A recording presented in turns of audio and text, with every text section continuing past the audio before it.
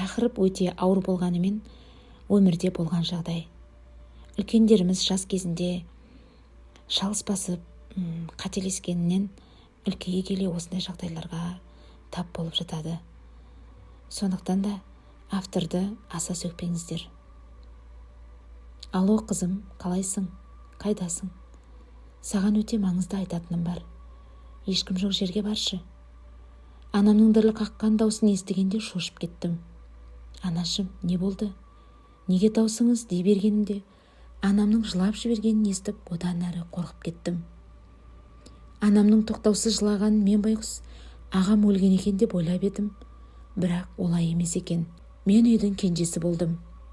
Үлкен әпкем, ағам бар. 3 ағайындымыз. Әпкем мен ағам біршама үлкен. Ағам бала кезден өте тентек болған. Үйдегі жалғыз ұл болғандықтан әке-шешем бетінен қақпай өсірді. Бірде көрші үйде той болып, барлығы сонда жүргенде ағам қолына сіріңке алып, үйде өртеп жіберген екен. Үйсіз қалған менің отбасым далада қалған. Ол кездері қазіргі замандағыдай ақша жиып көмек көрсетуді білмейді. Елдің өзі күн көрсін, әзер тауып отырған заман болу керек. Туыс-туғандар барынша бергендерін беретін. Үйсіз қалған әкемді кенже інісі қара шаңырақта бірге тұруға шақырады. Алайда абысын мен келіннің аралары баяғыдан дұрыс емес еді. Сол үйге барғалы, абысы мен келін жиі сөзге келіп, ол үйдің берекесі кетті. Менің әкемде, інісі де өте жуас жандар. Уақытша тұрған қайнағасының отбасын жақтырмаған келін, ашуланып, ұлын алып үйден кетіп тынады. Артынан барған күйеуіне, ана үйді сат, қалада тұрамыз. Ағаңның отбасында шаруам жоқ. Қайда тұрса, онда тұрсын. Үйді босатсын деп шарт қойыпты. Күйеуі, туған ағама қалайша үйді босат деп айтамын. Бала кезден сол үйде өсіп өндік. Шын мәнінде ол үйде бәрінің де үлесі бар. Әке-шешемнің көзі болған шаңырақты қалайша сатпақшымын. Кішкене шыдасаң, ағамда үй салады.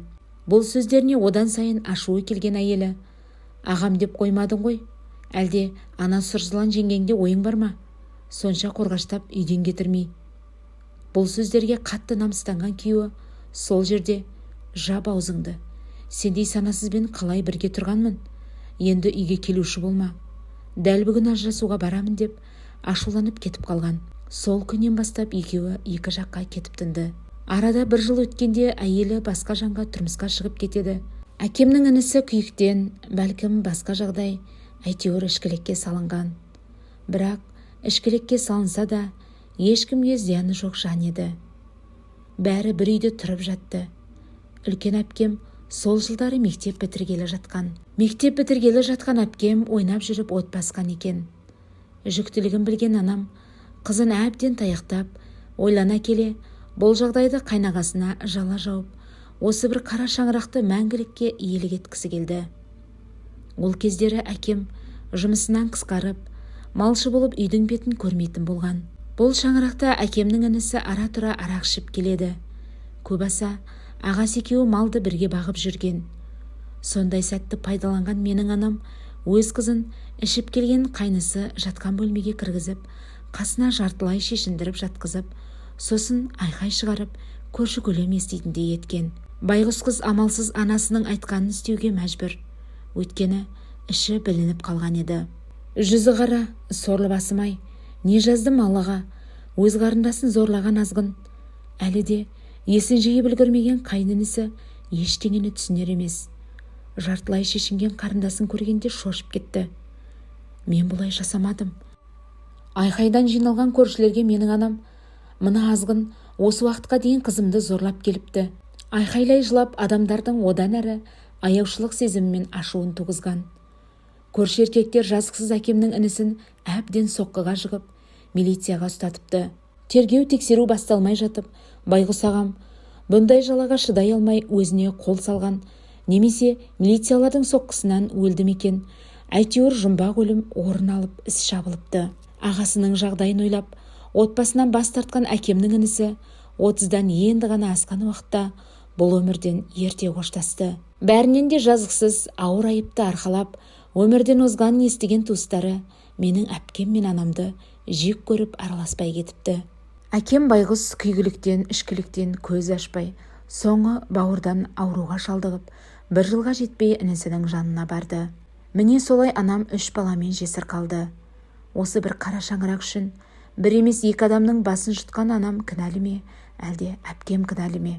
Жесір қалған менің анамды жүзағара әпкемді көрген адамдардың бірі аяушылықпен қараса, енді бірі жеккөнішпен қарайтын.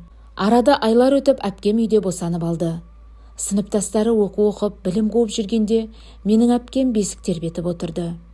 Жә, оны қойшы, бір бала тудым, енді тыныш жүрейін деген әпкем жоқ. Қайта әдетіне басып, көзін қысқан еркектің астынан табылып жүрді. Сол кезден бастап туыстар біздің отбасымыздан толық теріс айналды. Анам әпкемнің талай шашын жұлып, оқтаумен сабаған кездері болды. Алайда үйден қашып кетіп, мені көріңдер дегендей әртүрлі көлікпен таң атқанда үсті сасып келетінді шығарды. Анам байғұс әпкемді ұрып та, айқайлап та, жылап та бұл әдетін қойдырата алмады.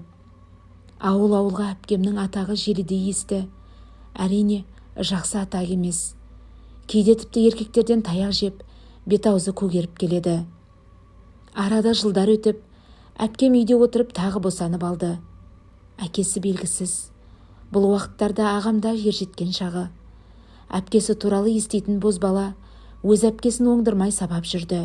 9-10 сынып оқушы кезден бастап ағамның мінезі күрт өзгеріп, кеш батса көше кезіп арақ ішуді әдетке айналдыра бастады.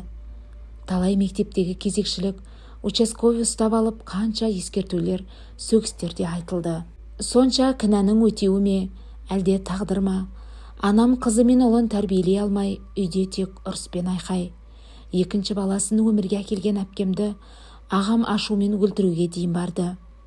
Анам ортаға түсіп, әпкемді 2 баласымен үйден амалсыз қуды. Жалғыз ұлын қанішер қылғысы келмеді сірә. Қалаға қаңғып кеткен әпкем балаларын еш ойланбастан жетімдер үйіне өткізіп, баяғы өз кәсібін бастап кетті. Енді ғана тыныш өмір сүрдім деген анама Алла үлкен сынақ дайындап қойған еді. Мектеп бітіргенін шайтан сумен тойлаған ағам, сыныптастары көлікпен ауыл шетіне шығып, қатты жылдамдықпен жарысқан. 2 көлік абайсызда соғысып, көлік апатына ұшырайды. Көлік жүргізген сыныптастары ішімдік ішкен. Сол бір апаттан көбі жарақат алып, 2 сыныптасы көз жұмды. Ағамның басына тиген ауыр соққыдан миы зақымдалып, комада 3 ай жатты. Жалғыз тұяғының өмір сүруіне күні-түні дұға жасаған анам 10 жылға қартайып кеткендей. Көзін ашып, есін жиғанда анам байғұс қаншалықты қуанғанын тілмен жеткізіп айта алмаймын. Бірақ бұл қуаныш ұзаққа бармады. Дені сау сияқты өмір сүрсе де, басы ауыратын ағам бірден есін жоғалтып алады. Талай дала кезіп, әзір тапқан күндеріміз де жетерлік. Анамның бар үміті келер жылы сауығып кететіндей өзін сендіреді. Әр жыл сайын психологиялық емханаға жатқызады. Ол жерден қабырғалары жабысып, тамақ ішпейтін аш адам сияқты болып келеді. Сондағы анамның жылайтыны: Құдайым-ау, баламды емес мен ауру еткейсің, ұлыма шипа бере көр, орнына мен ауру ете көр дейтін. Кейіннен анам ағамды емханаға жатқызудан бас тартты. Үйде жүрсе толығып, адам сияқты болып келе жатқан. Десе де дәрілерін уақытылы қабылдамаған ағамның басы жиі ауырып, жас балаша қиналып жылайтын. Психологиялық ауруханаға өткізу керектігін ауыл дәрігері жиі келіп ескерткен сайын: сендер менің баламды одан сайын ауру қырып жатырсыңдар. Ұлымды өзім емдеп аламын. Үйден топ-толық болып барып, ауруханадан қабырғаларын санап аларлықтай болып келеді. Жалғыз тұяғымды сендер өлтіріп тынасыңдар. Еш қайда жібермеймін деп ауыл дәрігерлерін үйден қуып шыққан. Одан кейін ауыл емханасына менің ағама қаншама жолдама келді. Анам ол жолдаманың бәрін өртеп жіберетін. Ал ағамның жағдайы күннен күнге өзгерді. Бұтына жіберіп қояды. Одан онысын үйдің қабырғасына жағады. Шай ішетін кеселерге кіші дәретін толтырып қоятынды шығарды. Талай ұшынып ауырып қалған сәттерім аз болмады. Десе де анамның көңілінен аса алмай артық сөз айта алмадым. Арада қанша жылдар өтсе де ағамның беті бері қарамады. Құжат жинап, мемлекеттен жәрдемақы алатын болды. Өйткені басындағы зақымдалған миға қатысты ауруы орнына келмеді. бәлкім ауруханада жатқанда емделер ме еді. Ағамның қатарластары үйленіп, балалары болғанда менің байғұс ағам үй қамағында ауру болды да қалды. Бұл қайтыс болған ағамның көз жасым екен. Әпкемнің де жағдайы мәз емес. Қойшының қатыны болған, десе де түрінен түр қалмаған, бақытсыз екенін сұрамай-ақ білуге болады.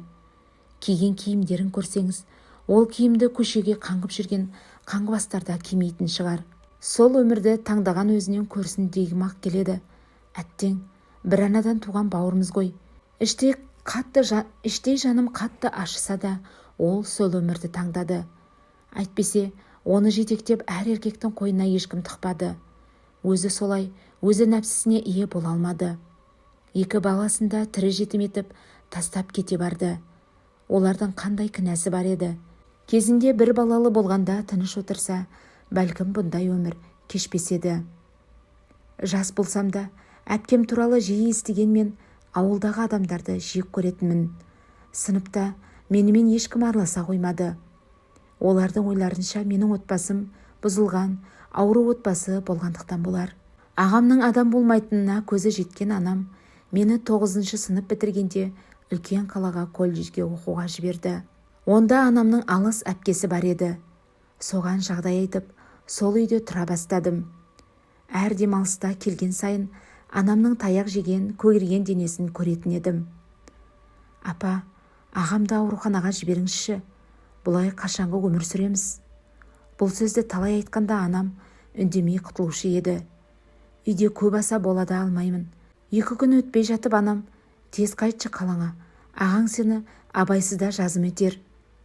Бірде анамның телефон соққанын көріп таң қалдым. Анама жиі телефон соқпайтын. Өзім үнемі бірінші болып хабарласатынмын. Алло қызым, қалайсың? Қайдасың? Саған өте маңызды айтатыным бар. Ешкім жоқ жерге баршы. Анамның діріл қаққан даусын естігенде шошып кеттім. Анашым, не болды? Неге даусыңыз дей бергенімде анамның жылап жібергенін естіп, одан бетер қорқып кеттім. Анамның тоқтаусыз жылағанын мен байғұс ағам өлді екен деп ойлап едім. Бірақ олай емес екен. Анам кезінде қара шаңырақ үшін өзіне сонша жақсылық жасаған бейкүнә ағама жала жапқан үшін Алла осылай жазалады. Әдеттегідей ауру ұлына тамағын берген анамды өз ұлы ұра бастапты. Қашып бара жатқан анам үсірініп жерге құлағанда ауру ағам өз анасын күшпен киімдерін жыртып қорлапты.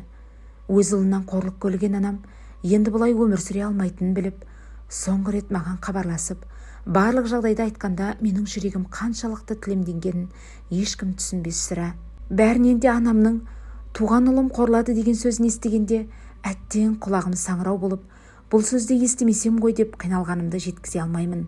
Анамның өзіне қол салғанын білетін мен туыстарыма не көршілеріме хабарлайын десем, олардың мүлдем телефон номері жоқ. Ол кезде WhatsApp, ВК дегендерді ауыл адамдары түсінбейтін. Ұстайтындары Nokia мен Samsung тек байланыс үшін ғана. Анамның жағдайынан тек мен ғана хабардар едім. Сол күні ешкім ештеңе деместен ауылға қарай құстай ұштым. 1,5 күн жол жүріп, келгенімнен еш пайда жоқ. Анам байғұс сарайда өзін асып қойыпты. Мен келгенше майты де бұзылған.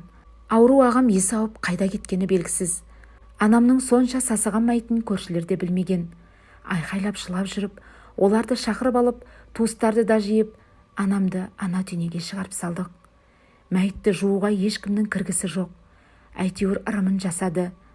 Жазайы болғандықтан жерлеу рәсімін тез орындады.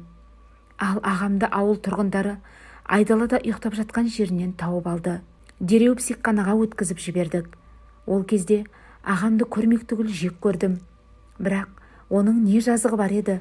Ауру болғандықтан қандай күнә жасағанын да білмейді. Кім кінәлі деген сөзді жиі айтатын мен біраз жылға дейін өзіме келе алмай жүрдім. Анамның соңғы айтқан сөздерінен ешкімнің көз жасына қалмау керектігін ғана түсіндім.